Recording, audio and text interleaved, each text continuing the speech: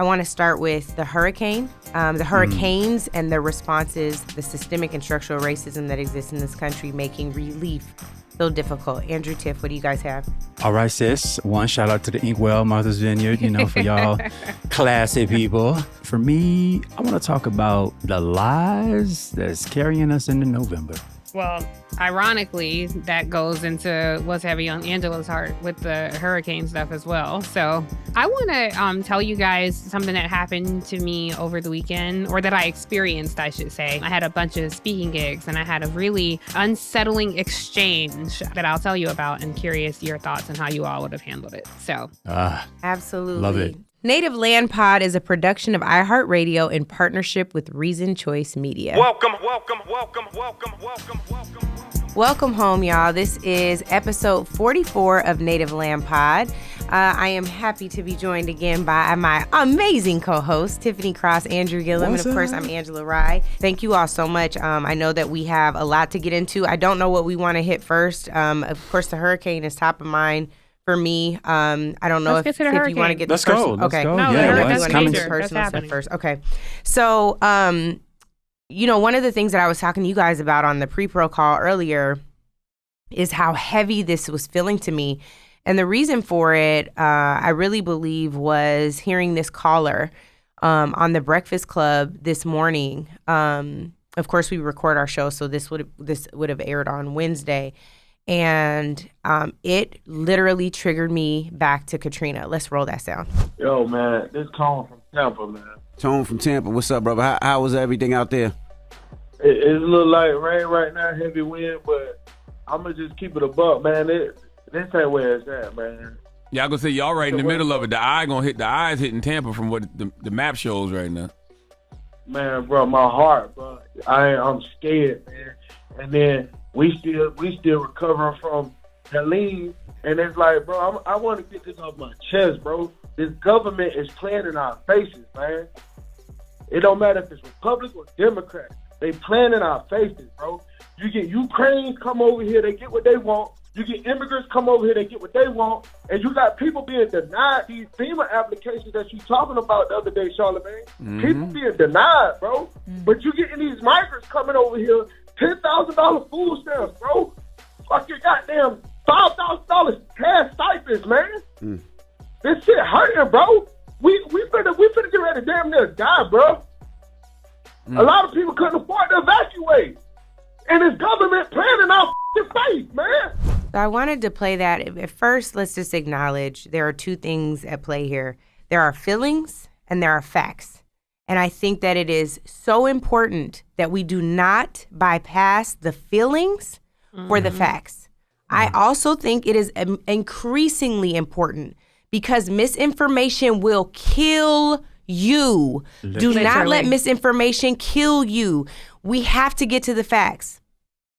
But what is fair game, what is deep and entrenched in what this man is saying, and my favorite book in the world is Invisible Man. And it's not because I enjoy blackness being treated as if it doesn't matter. That is okay for us to be voiceless. That is okay for us to be an afterthought. It is not on any turn ever. But I just have to say, hearing this man, what was replaying in my mind are black folks on rooftops when the levees broke, what happened in Katrina, and the fact that there are so many other places that are not natural disasters, some that are man-made, that our government struggles to respond to in real time. Like, why did it take a George Floyd to die for companies to commit the resources that are well-deserved? Why is it taking Congress years and years to ever consider even the study of reparations? What is real and what he's feeling is that we are invisible and we are voiceless, but yet we carry this shit on our backs and have since 1619. That is not fair. But what is also really, really hard, y'all, because of the spaces that we occupy, is we work diligently on a micro level, on a macro level, and everything in between to be the first responders. Andrew, you served in elected office. You chose to go into public service to change not just the tone and the tenor of politics, but to change that response, to change how we feel about systems that we pay into that are supposed to be serving us but don't. You know, there's this convergence of feelings. I honestly, immediately, I felt defensive for Kamala. You know, I felt protective of the folks who I just spent time with on Friday, the African American Mayors Associations, the folks who I know are doing the work. And also the folks that are in my family who don't know who to call when the levees break and when stuff goes down.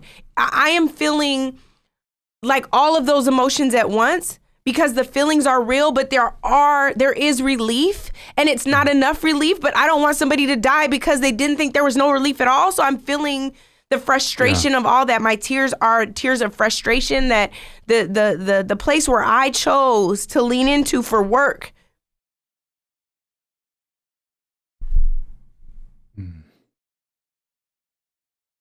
The place where I chose to lean into for work still doesn't have all the solutions.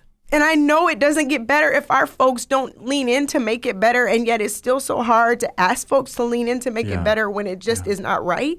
Yeah. And so there's all of that.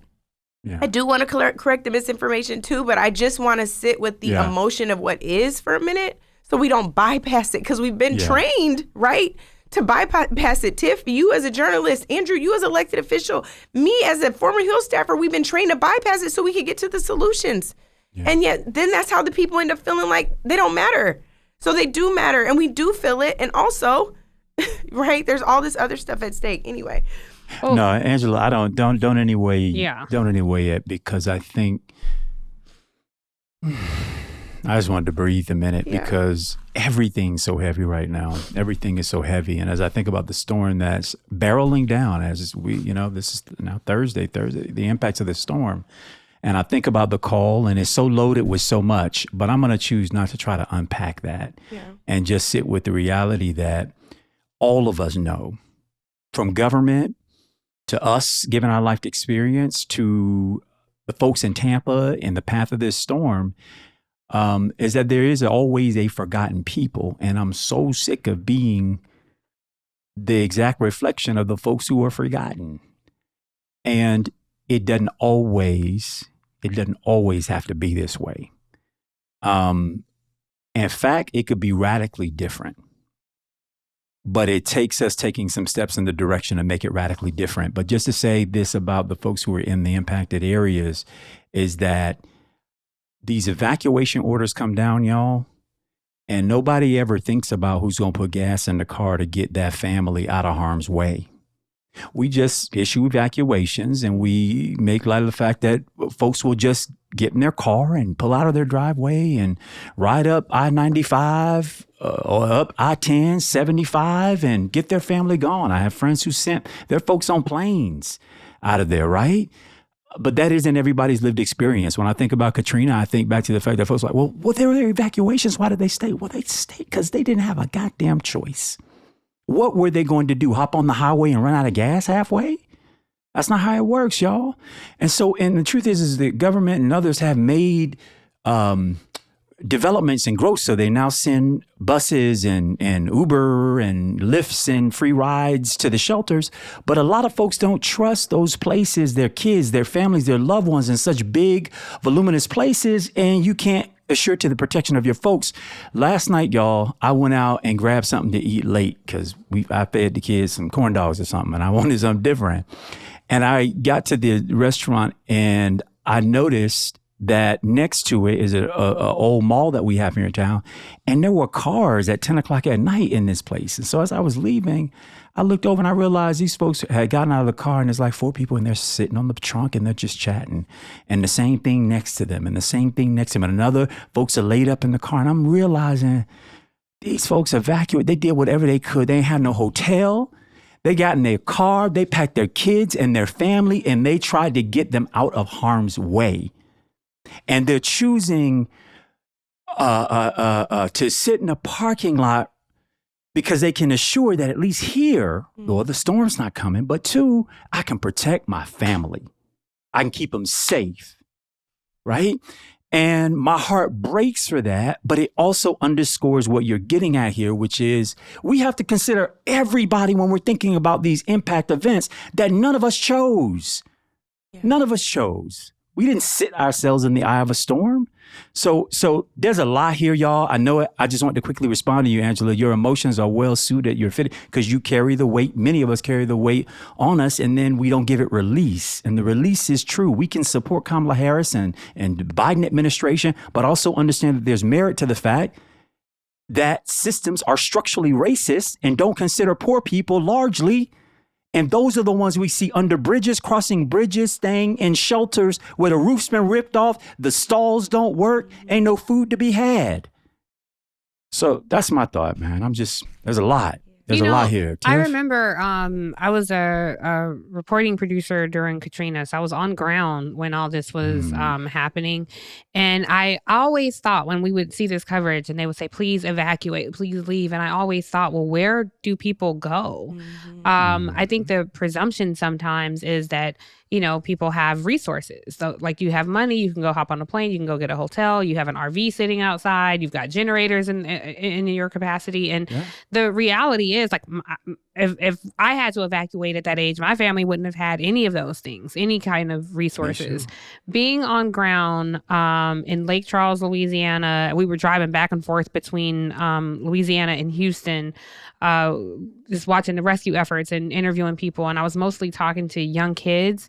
And I don't think there was an appreciation for the lack of resources for people, one. Two, what home ownership means to a pocket of Black people in this country. I know for a lot of younger people, it's different, right? That's not the only path to building wealth or financial comfort.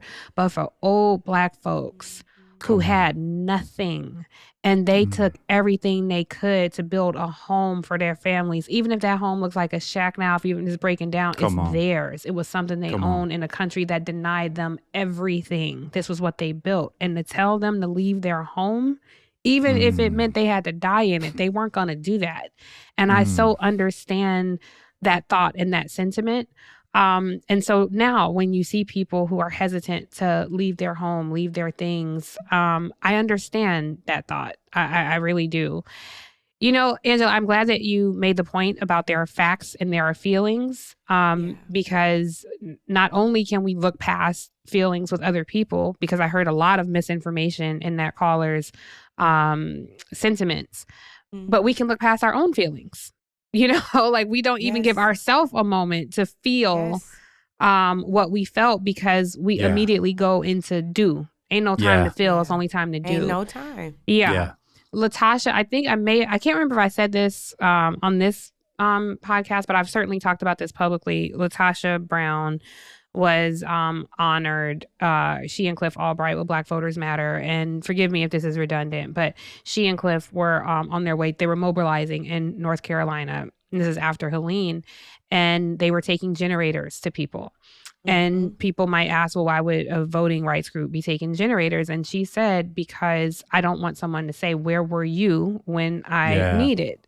During Katrina happened, nobody called Latasha and said, can you? She just jumped out there and did it. And one thing she said she learned is it's hard to transport water. So I just, I want to acknowledge the people who are in the path of harm's way. But I do think it's important to get into some of this misinformation and how it has penetrated our communities.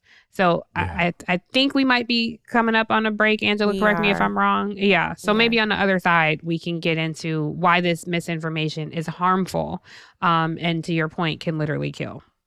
And before we go to break, I want to play the poem from this gentleman who survived Katrina to take us to break, Nick.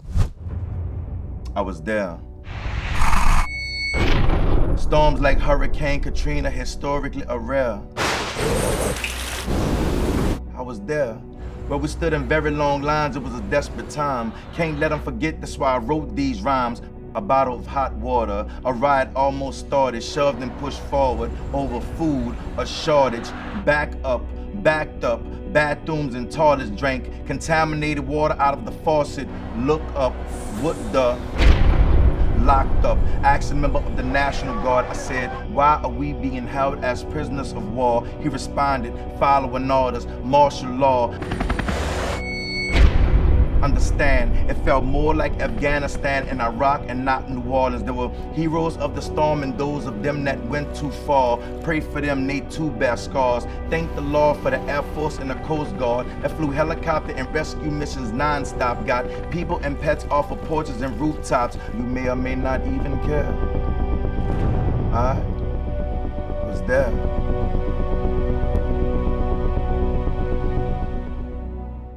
Welcome, welcome, welcome, welcome, welcome, welcome,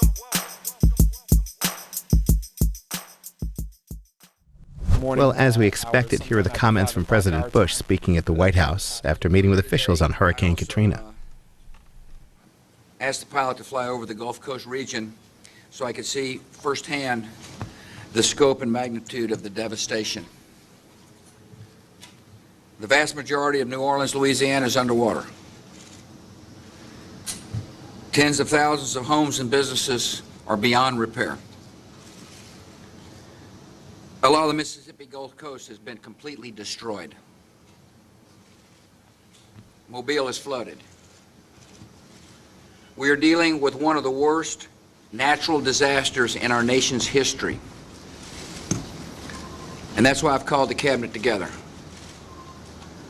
The people in the affected regions expect the federal government to work with the state government and local government with an effective response. So that was Republican President George W. Bush speaking in 2005 on the heels of Katrina, flanked by his cabinet there. You saw him standing right next to then Secretary of Defense Donald Rumsfeld, a very different time politically. The biggest political scandal that you guys remember at that time is that George Bush chose to fly over and look, and he did not go on the ground. His defense at that time was he didn't want to take away the resources it would have taken for him to go on ground, however we might feel about that. But such a different time, Angela and Andrew, given what we're dealing with now with the level of misinformation and playing politics literally with people's lives. I am struck at how, quite frankly, Republican Governor Ron DeSantis has been behaving when there are literal lives hanging in the balance. Andrew, I know this rings very personal to you. It's in your neck of the woods. But I just want to point out that Republican officials across the country have praised working with the Biden-Harris administration. The few people who have, and I only know about Ron DeSantis, but just so people know, there is no effort to not give money. The administration is obviously not choosing where to spend their resources based on who's a Republican or Democrat. North Carolina Republican lawmakers have urged people to stop spreading misinformation, including Senator Kevin Corbin out of North Carolina.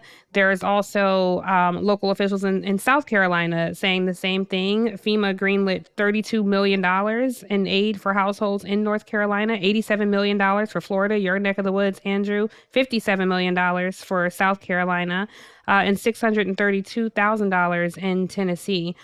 These are all states that backed Donald Trump, that Donald Trump won in 2020. Can we, if you guys don't mind, I want to talk about this idea, because I did hear the caller's pain and I heard him reference migrants coming here. And what I appreciate that he said is this government don't care about migrants either. And I'm so happy in his moment of frustration that he was able to acknowledge that. There is, I won't even call it a rumor. It's a vicious lie spread by Donald Trump meant to weaponize communities of color. So I appreciate that he understood that. There is no money from FEMA being given to migrants. That is demonstrably false. That is Googleably false. That is not true. I think it's so important when you hear Tiffany, that. Yes. Correction. Can I just? It was true for Bud. It was true for Trump. He actually took FEMA money and put it toward his during his administration. Thank Yes. you. Yes. I would like you to say more about that. But let me just say what's happening now. Yeah, I'm sorry for the interruption. Yes, of course. FEMA. So there is no money being diverted from FEMA to go to migrants. There is a program called the Shelter and Service Program. And there was $650 million in funding to house migrants. This was during the fiscal year of 2024. That program is not run, that money does not come out of FEMA, but FEMA does oversee that program. Where that $650 million came from was actually U.S. Customs and Borders. FEMA just oversaw the program. But if you could, Andrew, expand upon Donald Trump was the person diverting FEMA reliefs for migrants. I apologize for the interruption. I just wanted to. I did it at the time because you're right. He's projecting onto Democrats at this time. Well, he's the one who took money out of agencies he shouldn't have been grabbing money from to pay for the wall that Mexico was going to build, to undergird his anti-immigrant sentiment with federal money he couldn't negotiate out of the U.S. Congress, so he got his agencies to shift resources around. Tiffany, you're getting at, like, I think really the understated part of all of this, because once I get past the pain, not just of this caller, but stuff that we keep hearing caricatured by Republican lawmakers. Angela, I'm thinking about your conversation on Breakfast Club the other week with Caper in chief out of Florida, the Congressman Byron Donalds. You don't got to name him? Oh, we name him. Well, no, Caper, I don't mind name because I think we should. Yeah, okay, we'll leave it at Caper. You're right. Republican, racist, misogynist, anti-LGBT, anti-equality, anti-everything party. Let me put my cape on, go in and rep for the Republican Party as to why they're right for the wrong that they're out there doing and spewing. That aside, I don't think we pay enough attention to the amount of money that our adversaries abroad and at home right now in the form of Donald Trump, the MAGA movement and the Republican Party, and the misinformation that's being directly tended and targeted toward communities of color. The federal government already in their 2016 report on the Russia, China, and North Korea interference in the U.S. elections said that what they do is that they take splinters in U.S. population and culture and people, the difference, the grievances between black folk, white folks, so on and so forth, and then they manipulate it and make it to appear outsized, so that every time you pick up your phone, why is it that I'm only getting stuff about immigrants coming in, taking welfare, doing this, that, and the third? Well, that's because it's intentional and it's targeted. It's a lie, but you're getting it because there are people who are being paid, who are working full time to get it to you. And so I often, I don't know if it's charity or if it is just like, I hear you and I know where that's coming from. I hear him. I know where it's coming from. And it's not his own fault necessarily, because in lots of cases, we're unaware of the influences that are being targeted at us without our knowing. We're taking it as real information when, in fact, you've got the Republican Party along with foreign allies, foreign enemies of the U.S. government who are intentioned around creating mischief in this country so that we basically blame the wrong people. Now, let me say this and I'll stop. And that is, they can't manipulate where nothing is there, where nothing exists. That's right. So I don't want to gaslight anybody into thinking that they're creating issues that don't exist. That's not true.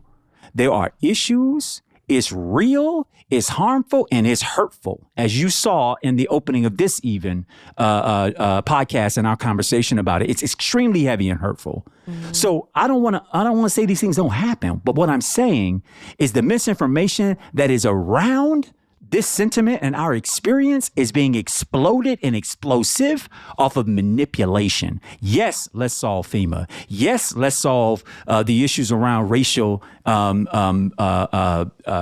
white supremacy in this country. But also, yes, don't play the fool and put people there who are the ones manipulating and moving us around on a game board like pieces for their own benefit. I want to really quickly respond to one other piece. He brought Ukraine up in response to, they got money for Ukraine and all this, but not for us. that is one of those moments where feelings meets facts. That's the reason why I want to harp on this just for a moment is because I think it's important to note Congress has approved $176 billion in aid to the Ukraine. Now, you all know that Democrats aren't in charge, at least on the House side. They are on the Senate side, so something to be said about that filibuster and the lack of movement there as well. But there was a whole fight, you all know, even while we were at ALC, the Congressional Black Caucus Foundation, that whether or not the government was going to get shut down again. This has become the ball they keep slightly pushing down the field.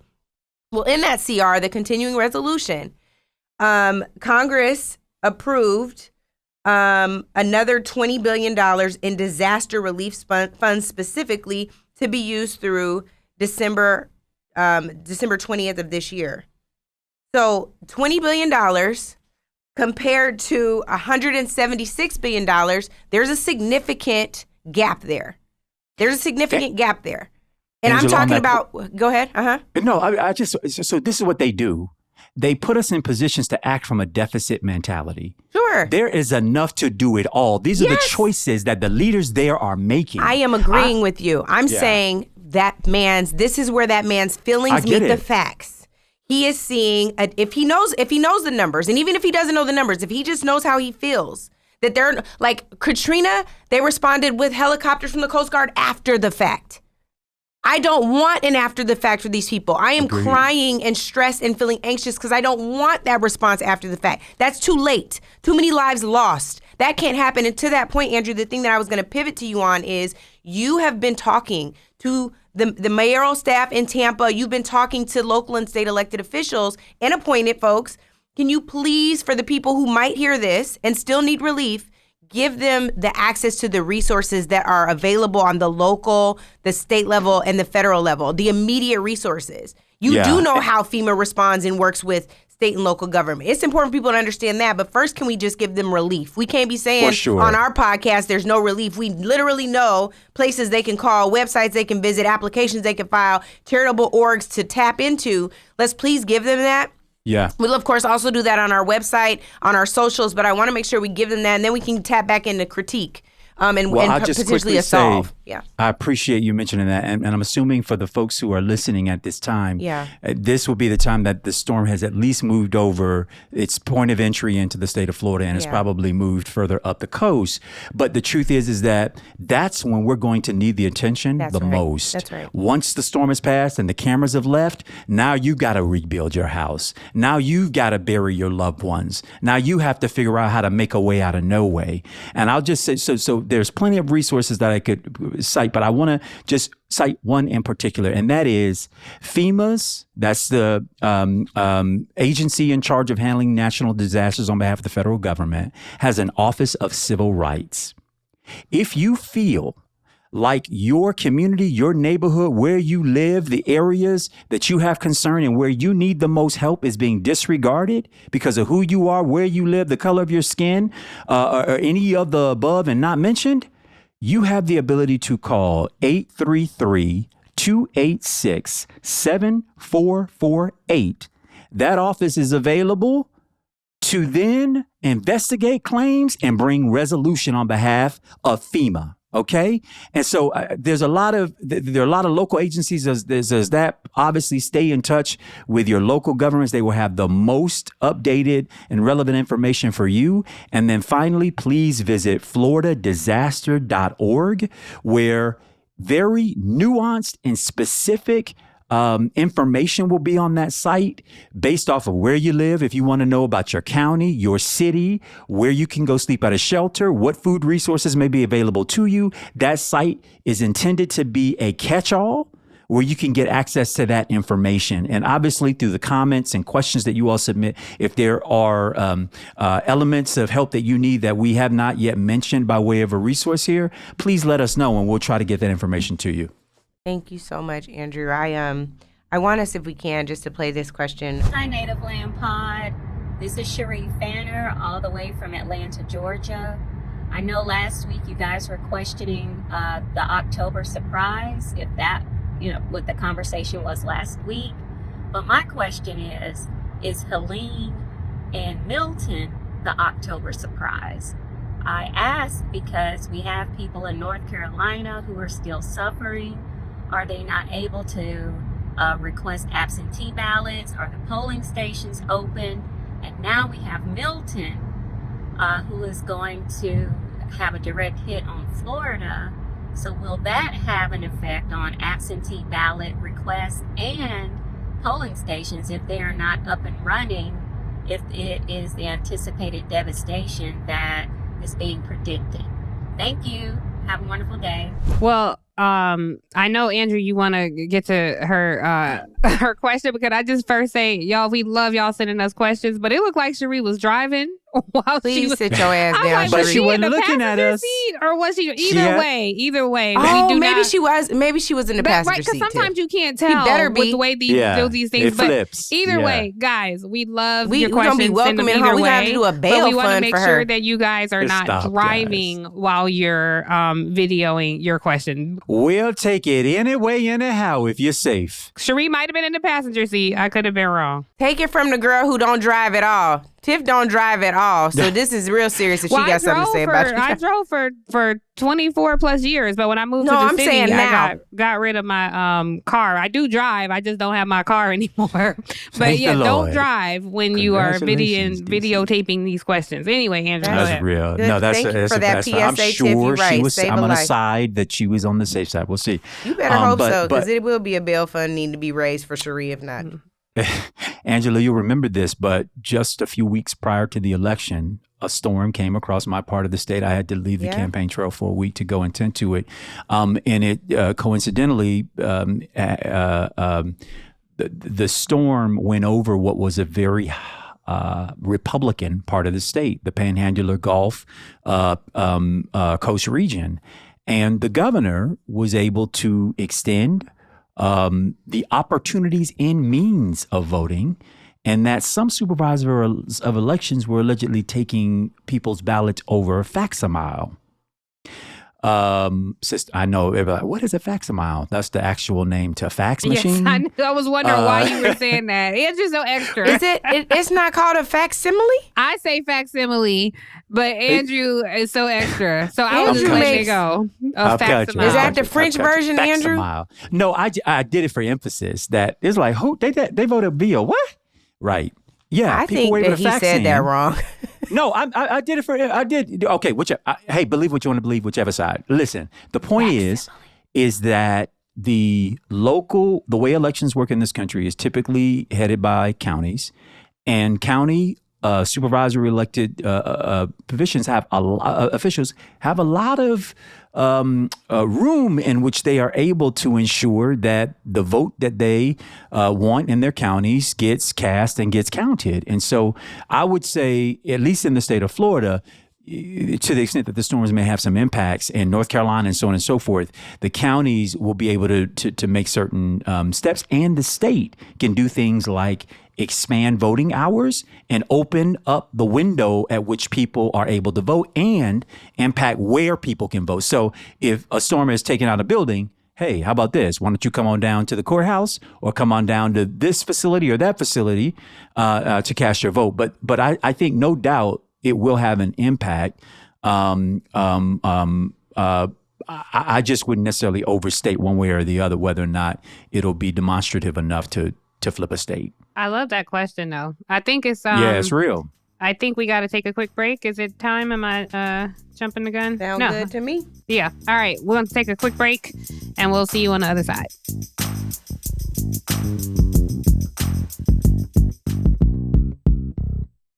So now we're on the other side of the break, and I want to welcome you all back to this conversation, which I know it can be heavy for folks sometimes. RJ tells me sometimes she has to take a break from listening for our pod and come back and pick up the second half. Yeah, just make because sure you come sometimes back. She coming back.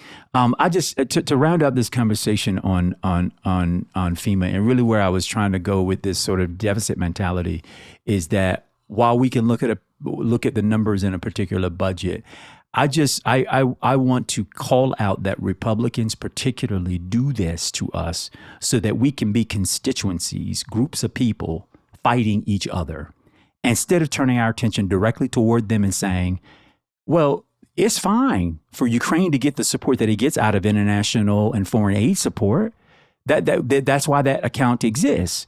But how about, why is it that you are budgeting 1/10 of what is needed in this area? You're budgeting 1/10 of what is needed by families to put their children in early learning.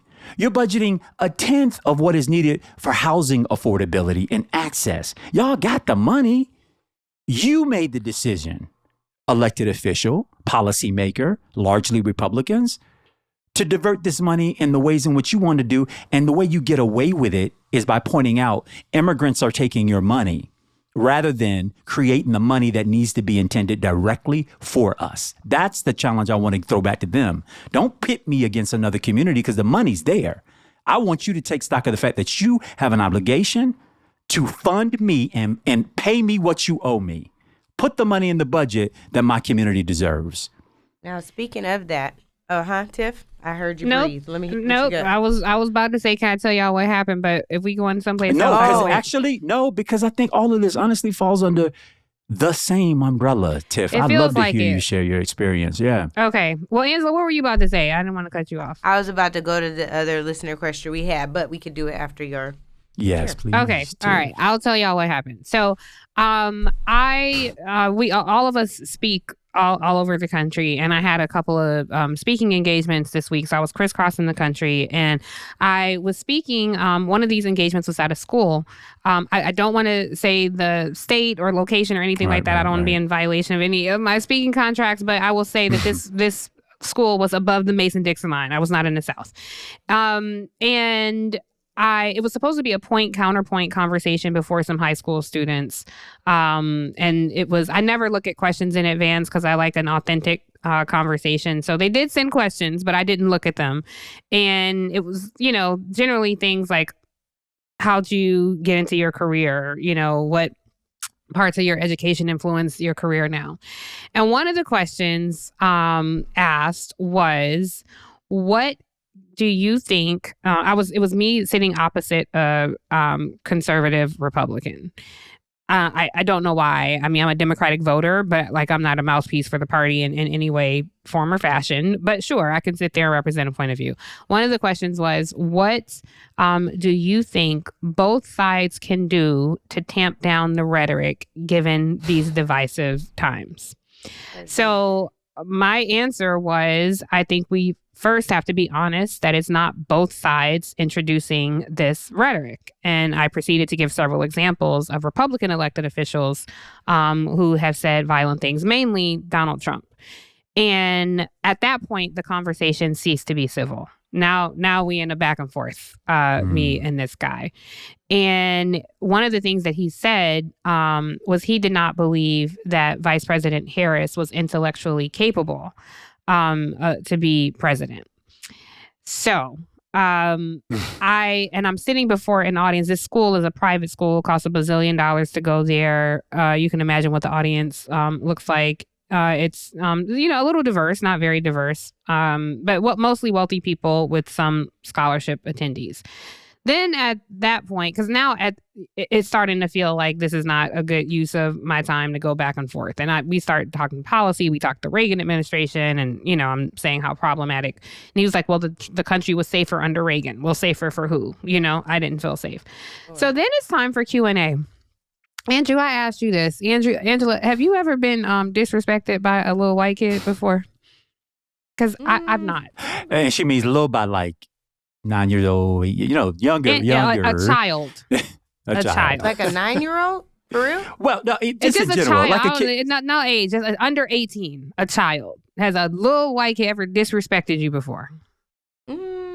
Not that I can recall right now. I'm going to say no, because if it has happened, absolutely, right, I was going to say, if it happened, you would be able to recall it immediately. Yeah. It does something. So this child. Everybody calling me Mr. Gillum, and then there's one, Andrew. Right. Oh, yeah. Right. You looking like, who you talking to? Right. Yeah. Oh. So this child raises his hand and asks a question, and he says, "This question is for Miss the Miss." Wavering, I don't even know her name. So we already starting out on the wrong foot. And he says, "You tell this story about standing in line with your grandmother for 4 hours to vote in 1984. Is that correct? Yes, it is. And he says, well, I just got my license and I was in line at the DMV for a little over 3 hours. Is it your assertion that anytime someone has to stand in line, it's oppression? Or perhaps you'd like to add a little more context to that story? Let me This just is her at this tell point. you in this moment, because it's about 500 kids, students, educators in the audience, and I have to collect myself because I have to remember this is a child. I don't think this child would have spoken to anyone else like that. I don't think he would have addressed the conservative like that. I don't think he would address someone who didn't look like me like that. And so I do my very best to answer his question. And I say to him, well, I'm so happy you're so concerned about voting rights. The DMV is not analogous. And I proceed to... Neither is waiting in line for Jordans, bitch. Like, what are we talking about? My Or point. license. But I That's can't my say point. this But I'm to a using child. two of the same thing. Right. But in this moment, I have to be an adult. It's a privilege. Right. Right. But I realize for me to engage you on a certain level will give you the impression we are on the same level. And so I have to be the adult here, and I have to educate this young man. Said me and so never. I explain, well, I mean, I'm not going to conduct one thing I won't give is somebody my dignity, least of all this little boy, And so I'm not I'ma going snatch to his. swear at him. I snatched his, but not at the expense of mine. And so I'm explaining to him, I'm like, well, since you're so concerned, surely you're familiar with Shelby v. Holder. Of course he's not, because he was a child when this happened. And so I'm explaining to him about pre-clearance. And, I won't have to repeat the whole thing because you all already know.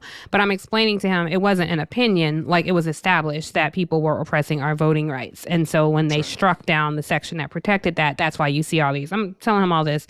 And I'm explaining to him why that's not really analogous. But even if your DMV experience should turn into your voting rights experience, I want you to know I would fight for your path to the ballot box with the same passion I fight for mine. Because even though there are people who don't afford me the courtesy of seeing my humanity, I can still see yours. And I hope that answers your question. So then there are other questions. Afterwards, the kids are trying to take pictures, and I'm taking pictures with some kids, and it's a group of little young white boys over there, and they're like, oh, man, we wanted to be in the picture. And the dean of students turns and says, oh, boys, if you want to get in the picture, I can. And they all start laughing, and they were like, no, we're okay. Like they were making a joke. But I'm standing there like I'm a grown-ass woman being disrespected, almost bullied by these little children. So you know what I wanted to do and what I wanted to say.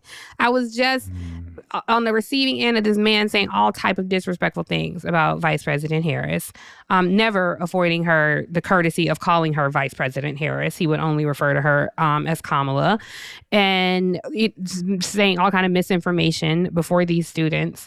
And I have to tell you what I called Andrew this morning because I wanted to just talk about it because I've been so upset about it since it happened. When we left, I was obligated to go to dinner contractually. I had to go to dinner with them, but I felt so alone. I felt incredibly alone because there weren't a lot of me's in that audience. When we left, I'm at dinner with like the donors of the school and all the things. And I just felt like I had a little bit of hope about the direction of the country. I've been saying this is a series finale of the people who think this way. And I looked at these young people. They were telling the conservative speaker how hard it is to be a conservative student and how they can't even turn in their papers to their educator sometimes because they're afraid they're going to be judged. And the conservative was talking to them like, I'm so sorry you're going through that. And I just threw up in my mouth a little bit, I'm like, get me the fuck out of here. Like I don't know. It has blanketed me since this incident happened.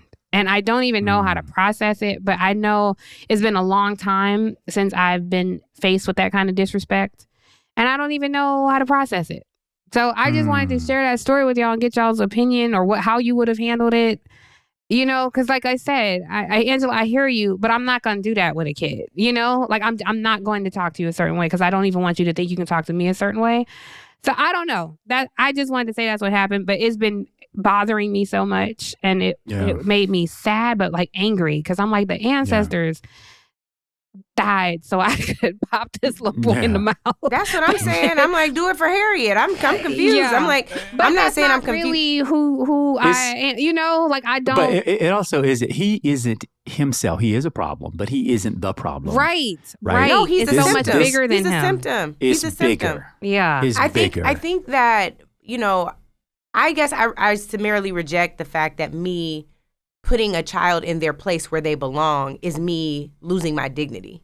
No, Actually, I don't think that is at all. I just want to be clear. I didn't say that, but like referring to him as like, what about Jordan, bitch? Like that is to me. I think you that made would the be right. sacrificing my dignity for him. I would absolutely do it. And I might not say bitch. I might say bitch. I might be like whatever. But I guess my point is, you getting your license and then having a car to drive is a privilege. Right. The hard-fought experience in this country so that you can vote as a young person, so that your vote wouldn't be questioned. Which sounds like he may not even be voting age yet. He's not. He's a child. Yeah, right. So it is a completely different battle, and I think that there are ways to be stern. We have a professional development program, and there was a young person in the program recently who wanted to spar with me, and I got to the point where I said, "Listen, tell that story." I'm not going to tell too much story. because it would give her hours. the ability to post this on her page. So maybe she will now anyway. But I guess what I would say is, and she's left the program, which is her choosing. But what I said is, this is not a debate. This is what it is. And I think that, you know, there are some moments that call for that. I was trying to, my mom talks about this all the time. The most important skill that we can learn in life is perspective taking. And so when you were explaining this story, I was trying to put myself in the position of someone who, you know, was a progressive student, co-founded my Black Student Union in my high school, had folks that come speak to us that I didn't agree with, and I was the student that would challenge them. I've always been that way, whether it was our 7th grade history teacher or somebody that came to speak. And I don't know that challenging someone's experience when it's so different than mine is in and of itself disrespectful. I don't like that. I think I heard Tiffany. No, and I was just going to say the part that I think is remarkably disrespectful is him acting like he didn't know her name. What the stuff that they pulled, there was bullying afterwards. The stuff that kids do sometimes as substitute teachers, right? Like that, none of that is cool. It doesn't sound. I think none of it is separated either. I think all of that is the same. The attitude around his whole being, and not just him, the condition, the environment, the teacher, the speaker, the dinner after, all of this it reminded me, I told you this morning, Tiff, this episode of White Lotus, you know, the first season where the woman's there and she's talking about how hard it is to be a young white man today. You know, you have to have some sympathy for your brother. And I was so like, what the fuck is this? But then I told Tiffany this morning, it was such an enlightening experience for me. Yeah. That little moment, because I see how we live in diametrically opposed universes, right? Yes. These guys feel aggrieved. And I told Tiff this one, they are grieved at the fact that they are coming into the knowingness that they're actually not that great. That all the things, the lies you've been told around and that power's not civilization, right? The power is not permanent. It ain't permanent, but also you didn't deserve that shit anyway. Y'all fought. It was violent. You stole it. You lied. You pillaged. You thieved. You killed. You murdered. And when the murder wasn't justified, you lied about why you did it. And so all of these things that imagine having been from the place of birth in the womb before you were ever thought of, that you are imbued with this spirit that you are the greatest thing that has ever walked the land. And then all the institutions that you encounter reiterate the point that you're the greatest thing that's walked the land. And then shit gets, mixed up and time evolves. And now you actually have to prove that you're the greatest thing.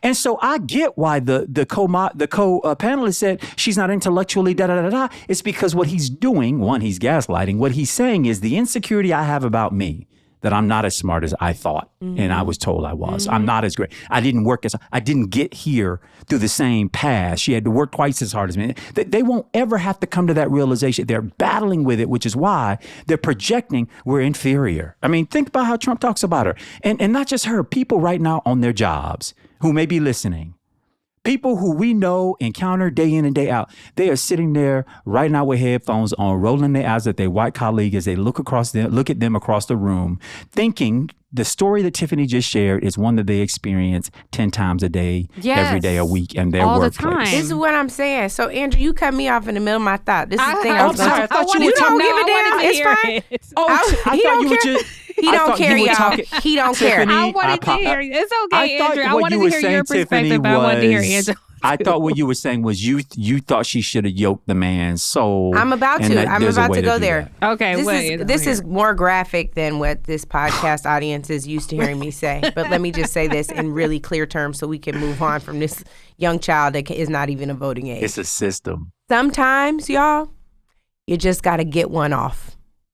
And what I mean by that is, it might be a cuss out. It might be a busting a nut. It might be sometimes you just gotta get one off. Tiff, my point is, don't clutch your pearls now. I'm not clutching my pearls. I'm exhaling at the point you're making. I ain't got no pearls to clutch. You know me. I'm with it. But I'm just saying, you guys. I know that was more graphic. Parents, if you happen to be listening, sorry, it's the truth. It's too late. Here's They've the heard thing, you guys.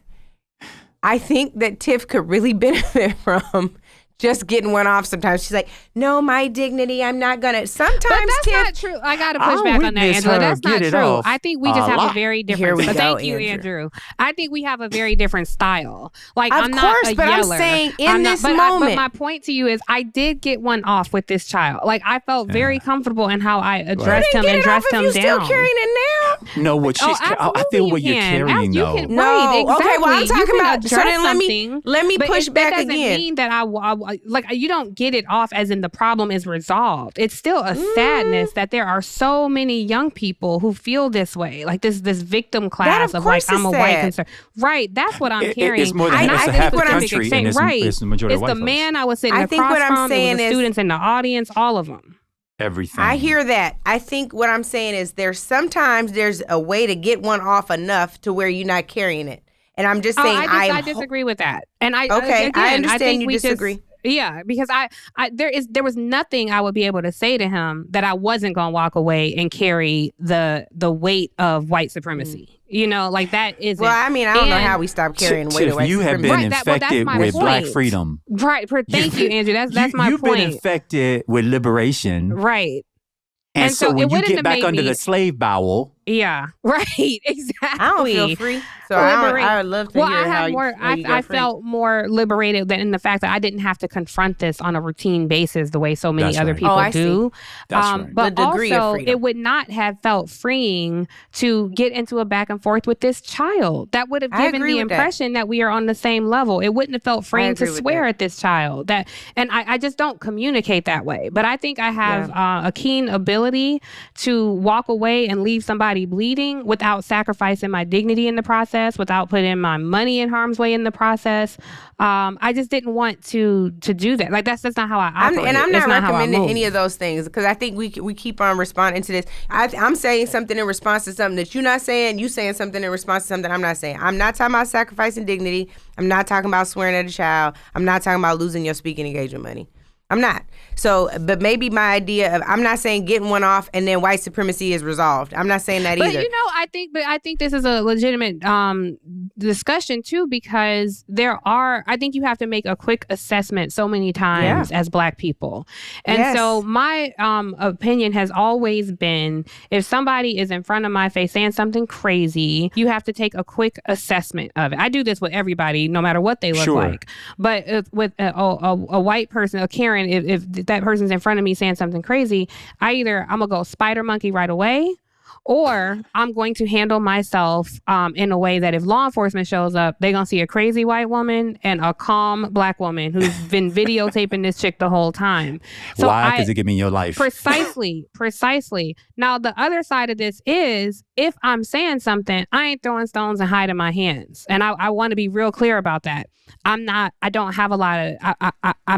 in tears. I'm not like, there is a switch that can go where now I'm putting everybody in harm's way.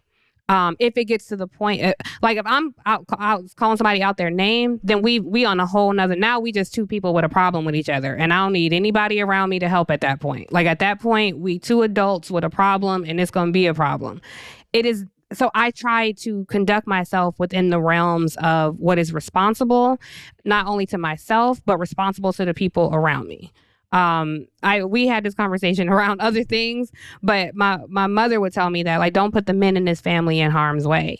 You know, like if you, my brother is he's gonna swing first and talk later. Yes. You know, I can't Yes. say, hey, this just happened. Had my brother been in that audience, it was gonna be a problem. You know, so I don't know. We always have to make that assessment of what are we gonna do in this moment. And I think so many of us have to make that call. How am I gonna conduct myself in this moment? And it's hard and it's taxing on the system to do that. Tiffany, I'm sorry. Go ahead. Go. I want to hear. I experienced what you described, I think, completely outside of the individuals at play and much more systemic this is how we can this is how you as a well-trained, well-known public speaker and me or somebody in Tallahassee who's a lineman for the public utility. This is where we have common ground, that he's dealing with a man on his job, or probably many of them, who don't think he deserves to be there, don't think he's as good at his job as that. Now he's working circles around them, but they can't appreciate that. In fact, their existence can't allow that to be true, because then it would mean that they were told a lie. If you're always the best, nobody can be better than you. And so what I felt from your experience was that we, every single day, have to fit ourselves into their box. To Angela's point, not true liberation, not true freedom, not really being able to move in the way you want to move, because there are still ways in which we must comport ourselves in the environment and the world in which they have created. And I know it's hard for any of us to think about the fact that we change the way we are, we move our being based off of their systems or their rules, but that's what systemic racism and oppression actually is.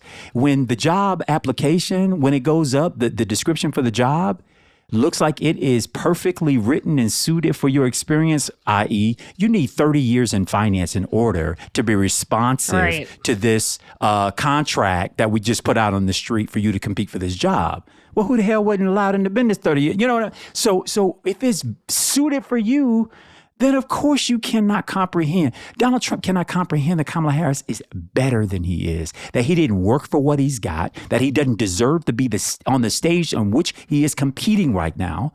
These folks cannot get into their minds, and we're forcing it into their minds, which is what underscores, I think, this election right here, is that you're not as good as they said you were, and you're absolutely not as good as me. And this fight that is gonna, I think, get a lot worse before it gets better, really, is a lot of people waking up to a reality that they have never contemplated. And if I were to put myself in that shoe, because I don't have that shoe, but if I were to put myself in that shoe, I'm imagining it would be jolting, and I'm imagining I would reach for the lowest aspect of my character in trying to make you feel less human, because I'm projecting. Yeah. Because you are now holding a mirror up to me, showing me that I'm not who I thought I was. Yeah. Yeah, I look, I think Black folks deal with this kind of thing all the time. I know we have had to deal with this all the time. Which doesn't make it okay. Right. But it's just in those quick second decisions, like, how am I going to handle this situation? Like, what am I going to do? And sometimes, to your point, Angela, about just getting one off, sometimes that comes with a real ass sacrifice, you know? Yeah. I agree. Sometimes that comes with violence. And are we ready to confront that violence when it happens? But no, it's not. But it might not be you. Like, sometimes you're gonna get one off with the wrong person, and they're gonna respond in a way that's, you know, then now it's the other problem. So I'm just being protective of what I'm communicating. I am not advocating for violence on this show. Of course not. I am not advocating for anyone to debase themselves, to degrade themselves, to lose their dignity. I'm not advocating for any of that. I hear the point that you're making more broadly, that could mean that for someone making that calculation. But I just want to make very clear what I'm saying. Getting one off is not getting one off at all costs. No, That's no. not what I'm suggesting. I didn't even think you were suggesting violence. I'm saying when you get one off with your mouth, you might get one off with your mouth with somebody who's ready to get one off with their fist. So if I'm doing saying that, stand back and stand by. But my point is, if I'm doing that, I'm prepared for that response. You I know, understand so what you're sometimes I am, and sometimes it is my dignity. Sometimes it's like, I'm not about to let this little 17-year-old boy, like, little boy, please. Like, what I look like arguing with you and getting them all in my feelings with you. It wasn't him. It was the environment. That's right. It was y'all represent tomorrow. And I have been under the impression that this attitude is shrinking, is dying off, that these kids are, they're more progressive. And this is why it's been this intense fight, because these older conservative white men, and what I was confronted with is that they're not dying. Trump will die. Trumpism, shockingly, may be here to stay. I don't know if it's shockingly, but sadly, may be here to stay. Hey, y'all, I want to say I'm going to sacrifice my topic today because I know we got into a lot today, and just say this, and that is, I think it is going to be, I just want to acknowledge that getting one off or feeling better for yourself in the moment. It just sounds so sexual. I'm sorry. It does. I meant it that way in some instances. But Angela, I said it. I just want to say, Angela gave us the language, y'all, but I'm actually not talking about the language. Oh, God. I'm just saying, whatever it is we feel like we got to do to capture our humanity in that moment, I just want to acknowledge for a second that it is a privilege to even consider that. Yes. Because we talked about the violence that can ensue. I'm just going to deal with the fact that you might lose your damn job. Yeah. You might not you can't show up here anymore. Your membership has been revoked. That's what I mean about we got a little sense of liberation, freedom, moving the way we want to move. And then there are these moments that happen in our lives that just remind us, God damn, I haven't curated the independence I thought I once did because I still got to put up with this bullshit. Right, exactly. You know what I'm saying? When I thought I was, that we had moved on, and I absolutely heard your hurt, Tiff, which was, geez, we're sitting at this precipice of a new moment, a new opportunity for this country, but I'm looking at the next generation, and y'all a throwback. Completely. And this group will be a throwback so long as the future is existential to their existence. Well, and what I mean, and I know existential. Thank you. What is existential? No. I was going to stop there. I was going to stop there. Existential to their future. And now we got to take a break. And we do need to take a break for our existential future. Jesus. Hey, did just say that or no? You did. When we come back, though, then he going to get smart again. Great. Well, we got to talk about what we're going to talk about on the mini pod and CTAs. We'll be right back. We back. So yes, it is now past time for calls to actions.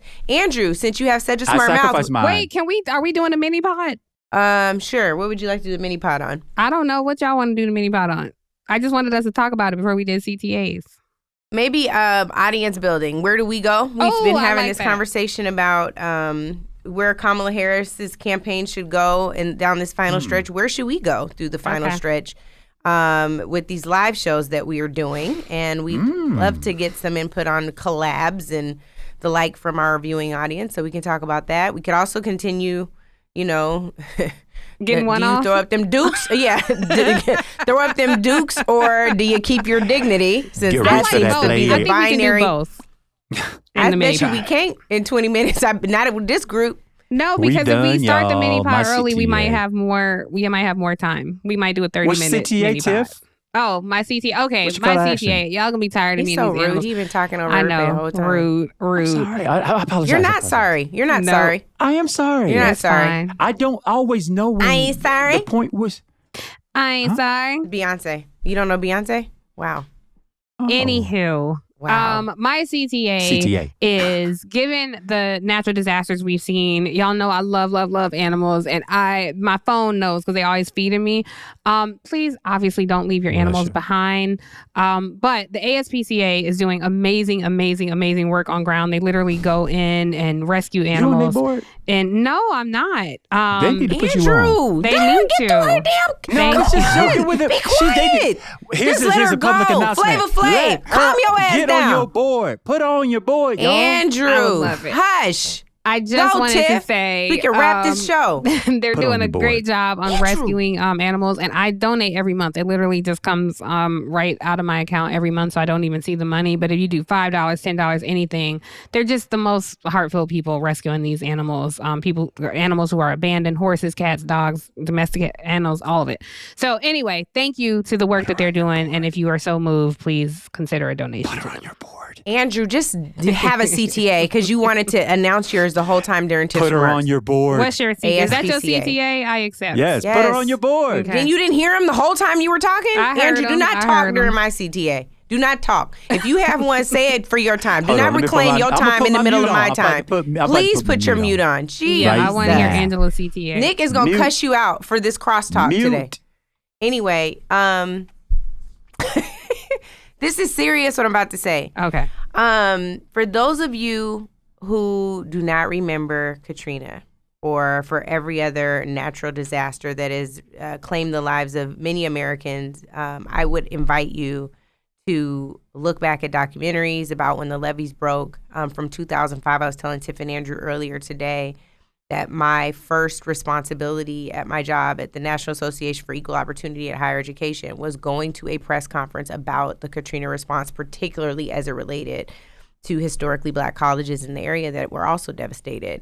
And I just don't want us to lose our humanity in this moment. It does not matter what party you're voting for or if you vote. You deserve to live.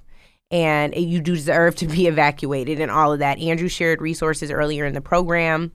If there are things that we can do, questions we can answer on this program, mayors we can call, state or local elected officials, the president, you all know that every single resource that we have is yours. And we want to make sure that we make that as accessible as possible. We want to democratize access. That is why we chose the career paths we chose. So if we can help, please call on us. We mean that. We know that we're not a first responder. We may not even be a second. But if we can be a fourth responder and an advocate for what you need to survive this storm and any other, we are here. When we say welcome home, we mean it.